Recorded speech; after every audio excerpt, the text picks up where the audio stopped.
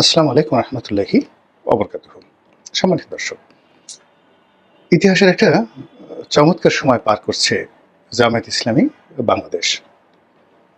গত ১০ মাসে এই দলটি রাষ্ট্র ক্ষমতায়, নিজেদের পুনর্বাসনে কিংবা রাজনীতি করার ক্ষেত্রে যে সুযোগ তারা পেয়েছে এবং তাদের জন্য আগামী রাজনীতিতে যে সম্ভাবনা তৈরি হয়েছে, এটি জামাত সৃষ্টি হওয়ার পর, অর্থাৎ সেই যে ব্রিটিশ ভারতে জামাত তৈরি হয়েছিল তখন থেকে আজ অবধি ভারতের জামাত, পাকিস্তানের জামাত কিংবা বাংলাদেশের জামাত, কোনো জামাতের জীবনে এমন বসন্ত আসেনি যে বসন্ত এই সময়তে আসছে।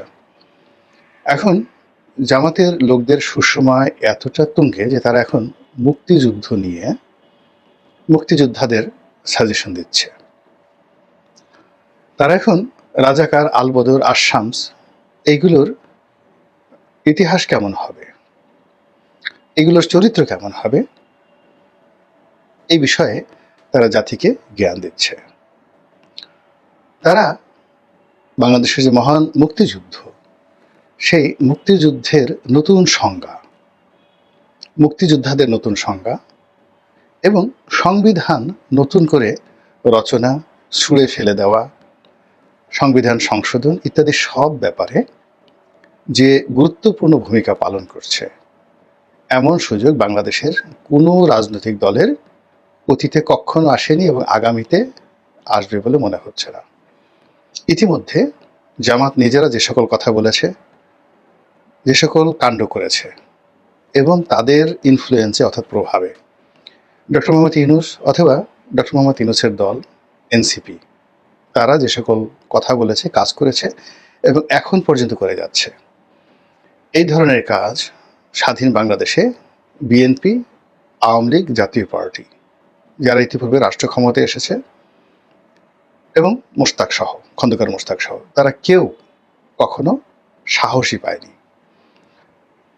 জাতীয় পতাকা নিয়ে কিছু বলেছে কিনা আমি বলতে পারবো না, তবে জাতীয় সঙ্গীত পাল্টে ফেলতে হবে, এটা কোনো জাতীয় সঙ্গীতই না।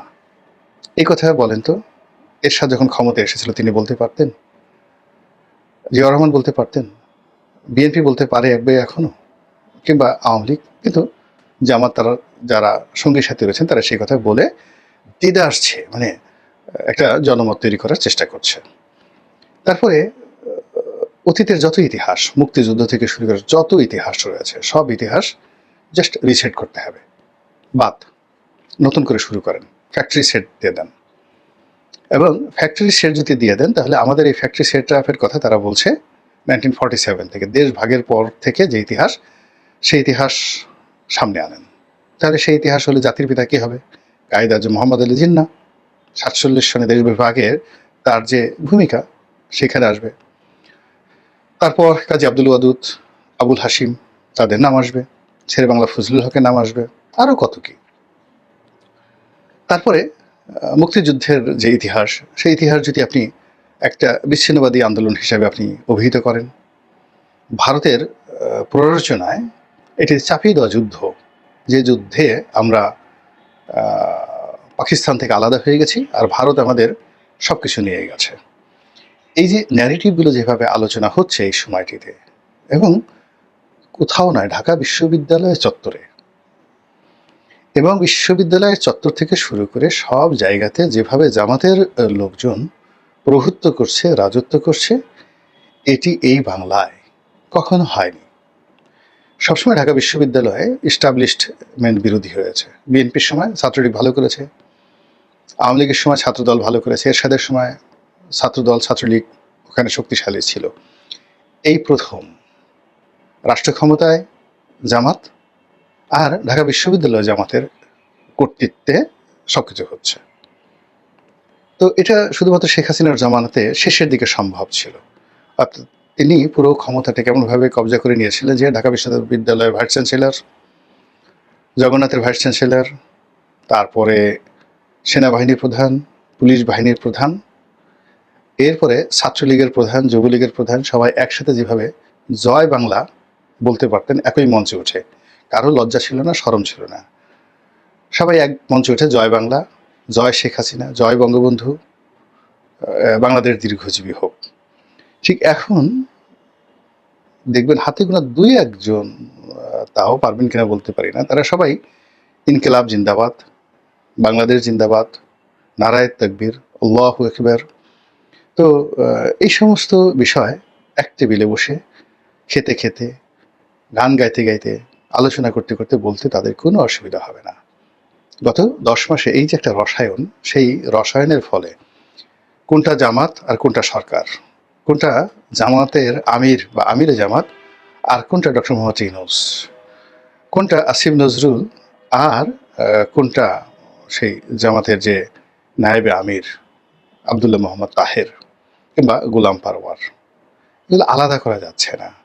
কোনটা এনসিপি আর কোনটা জামাত, কোনটা নাহিদ কোনটা ডক্টর মাসুদ, এসব কোনো কিছু আলাদা করা যাচ্ছে না। সব কিছুতেই আমরা জামাতকে দেখতে পাচ্ছি। জামাতের কথায় বৈঠক হয়, জামাতের কথায় বৈঠক ক্যান্সেল হয়, জামাতের কথায় বিএনপির ভাগ্য নির্ধারিত হয়, জামাতের কথায় বিএনপি সরকার থেকে দূরে চলে যায়। এইরকম যখন গত 10 মাস ধরে সবকিছু চলছে, তখন বিএনপি সারা শরীরে বেদনা, মনে বেদনা, কষ্ট, সবকিছু মানে গিজ গিজ গিজ গিজ করছে। বিএনপি বলতে গেলে নিজের হাত নিজে কামড়াচ্ছে, নিজের শরীর নিজের চুলকি একদম রক্তাক্ত করে ফেলছে। এও কি সম্ভব যে জামাতকে আমরা মনে করতাম আমাদের তাবেদার, আমরা তাদেরকে বাঁচিয়ে রেখেছি, আমরা তাদেরকে রাজনীতি করার অধিকার দিয়েছি। দিল্লি যেভাবে শেখ হাসিনাকে খোঁটা দিয়ে কথা বলে, বিএনপির একেবারে রাস্তার একজন লোক জামাতের আমিরকে খোঁটা দিয়ে কথা বলতে ওইরকম স্বাচ্ছন্দ্য বোধ করে। তো সেই জামাত যদি এখন বিএনপির রাজনৈতিক ভবিষ্যৎ নিয়ন্ত্রণ করে, বিএনপি ইলেকশন আসবে কি আসবে না, ক্ষমতায় যাবে কি যাবে না, কোন পদটা বিএনপি পাবে, কোনটা বিএনপিকে দিলে এই মুহূর্তে সরকারের জন্য ভালো হবে, এই বিষয়গুলো যখন জামাতের তরফ থেকে সাজেশনগুলো আসে এবং ওইভাবে পরিচালিত হয়, ইলেকশন কমিশন, দুর্নীতি দমন কমিশন, তারপরে শেষে যাকে বলা হয় পুলিশ হেডকোয়ার্টার থেকে শুরু করে সচিবালয়, ক্ষমতার সকল জায়গাগুলোতে বিএনপির যে একশো আধিপত্য থাকার দরকার ছিল বা তারা যেটা আশা করেছিল, সেটা তারা মনে করছে যে কোন ফাঁকে এগুলোতে জামাতি কর্তৃত্ব প্রতিষ্ঠিত হয়ে গেছে, তা বিএনপি যখন টের পেল, তখন হাই হোসেন, ইয়া ইনকলাবু এগুলো বলা ছাড়া তাদের কোনো উপায় ছিল না। ঠিক সেই সময়টিতে বিএনপি যখন বুক চাপড়াচ্ছে, তখন ডক্টর মোহাম্মদ ইউনূস এবং তারেক রহমান সাহেবের মধ্যে একটা অলৌকিক বৈঠক হয়ে গেল। সবাই বলছে যে এটাও জামাতের প্রভাবে হয়েছে, জামাতের পলিসিতে হয়েছে, জামাতের বুদ্ধিতে হয়েছে, এবং এই কাজটি করে রাজনীতির অঙ্গনে একটা ঢেউ তোলা, একটা ওয়েভ তৈরি করা, ডক্টর মোহাম্মদ ইউনূসকে কিছুদিনের জন্য একটা ব্রিদিং স্পেস দেওয়া এবং সমাজে একটা কৃত্রিম অভিমান তৈরি করা রাজনীতির অঙ্গনে, সবই জামাতের বুদ্ধিতে হয়েছে বলা বলি করছে। সত্য এবং মিথ্যা আগামীতে জানা যাবে, কিন্তু বাস্তবতা হলো যে বিএনপি এবং ডক্টর মোহাম্মদ ইউনূসের নেগোসিয়েশন, ডক্টর মোহাম্মদ ইউনূস এবং তারেক রহমান সাহেবের যে বৈঠক, এই বৈঠকের পরে বাংলাদেশে এনসিপি অর্থাৎ ডক্টর মোহাম্মদ ইউনূসের দল এবং এনসিপির মুরব্বী জামাত এবং জামাতের মুরব্বী আমিরে জামাত সবাই মিলে অভিমান করেছে, রাগান্বিত হয়েছে, সরকার থেকে দূরে সরে চলে যাচ্ছে বা সরকারকে একটা চাপের মধ্যে রাখতে চাচ্ছে। আসলে কোনটা আমরা এখন বুঝতে পারছি না। বাস্তবতা আমরা দেখলাম যে এনসিপি এবং জামাত নজিরবিহীনভাবে ডক্টর মোহাম্মদ ইউনূসের সঙ্গে তারেক রহমান সাহেবের যে বৈঠক, সেই বৈঠকের বিরোধিতা করছে। সেখানে যৌথ যে বিবৃতি দেওয়া হয়েছে সেটাকে প্রকাশ্যে নিন্দা জানাচ্ছে। তারা বলছে যে বৈঠক হতে পারে, লন্ডনের সাথে তারেক রহমান সাহেবের বৈঠক হতে পারে, কিন্তু তাই বলে একসাথে একেবারে পাশাপাশি বসে বিবৃতি দিতে হবে, যৌথ বিবৃতি দিতে হবে, এটা তারা মেনে নিতে পারছে না। তো এটা কি তাদের মনের কথা, অন্তরের কথা, ভাবের কথা, নাকি সাজানো নাটক? এটি সময় হলে দেখা যাবে। কিন্তু আলটিমেটলি সমস্যা হয়ে গেছে। সেই সমস্যাটা হলো তারা যে প্রতিক্রিয়া দেখিয়েছে, এই প্রতিক্রিয়ার ফলে ঐক্যমত্য কমিশন থেকে শুরু করে যে বিভিন্ন জায়গাতে রাজনৈতিক দলগুলো একত্রে বসতো, সেই একত্রে বসার পরিবেশটা নষ্ট হয়ে গেছে। বিদেশ থেকে আসার পর ডক্টর মোহাম্মদ ইউনূস যে বৈঠক ডেকেছেন, ঐক্যমত্য কমিশনের যে বৈঠক, সেই বৈঠকে জামাত প্রথম দিনে যায়নি। দ্বিতীয় দিনে জামাত যখন গিয়েছে তখন সেখানে রীতিমতো অপ্রীতিকর ঘটনা ঘটেছে এবং সেই অপ্রীতিকর ঘটনার প্রেক্ষিতে যেটা আমরা শুনলাম যে বিশেষ করে বাম ঘরানার রাজনৈতিক দল এবং জামাতের মধ্যে সেখানে বর্ষা হয়েছে। অন্যান্য ছোট ছোট রাজনৈতিক দলগুলোর মধ্যে যাকে বলা হয় রীতিমতো উত্তপ্ত বাক্য বিনিময় হয়েছে। জামাতকে কেন এত প্রিভিলেজ দেওয়া হচ্ছে এগুলো বিষয়াদি নিয়ে। অন্যদিকে জামাতের বি টিম এবং সি টিম হিসেবে যে সকল ছোট ছোট রাজনৈতিক দল বিএনপির সঙ্গে মিশেছিল, জাস্ট অনেকটা মোসাদের এজেন্ট হিসেবে এখন ইরানের সাথে যারা মিশে আছে, অনেকটা রয়ের এজেন্ট হিসেবে যারা বিএনপির মধ্যে মিশে আছে, তো এরকম জামাতের কিছু এজেন্ট আছে যারা বিএনপির মধ্যে মিশে আছে, একেবারে সরাসরি যারা বিএনপির নেতা, আবার অনেকে ছোট ছোট রাজনৈতিক দলের নেতা, কিন্তু তারা বিএনপির সঙ্গে বন্ধুত্ব করছে, কিন্তু মূলত তারা ছিল জামাতের এজেন্ট, মানে ছিলে না, মানে এখনো আছে। এখানে অনেকে দেখি যে একটা কথা ব্যবহার করা আদতে, আদতে শব্দটা ব্যবহার করে, এটাকে অনেকে মনে করে আসলে, মানে অরিজিনালি। আদতে শব্দটা আসলে অরিজিনালি নয়, আদতে হলো পাস্ট টেন্স, মানে আদিকালে, আগে ছিল, এটাকে বলা হয় আদতে। কিন্তু আমি দেখলাম যে ইভেন কলকাতাতেও যারা ব্যবহার করে এই আদতে শব্দটি, আমাদের যারা ইউটিউব করে কন্টেন্ট করে, তারা নিজেদেরকে একটু যাকে বলা হয় বাংলা ভাষায় পণ্ডিত, কিংবা নিজেদের যে শব্দ মালা রয়েছে সেটাকে আর একটু অলঙ্কার সজ্জিত করার জন্য তারা আদতে শব্দটি ব্যবহার করে। এমনকি অনেক পত্রপত্রে কিন্তু ডিকশনারিটা খুলে কেউ দেখে না যে আদতে শব্দটার অর্থ কি। আদতে মানে আদিকালে, আগের দিনে।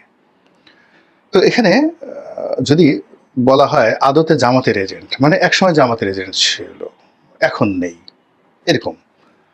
কিন্তু সেটা না, অরিজিনালি মানে আসলেই তারা জামাতের এজেন্ট।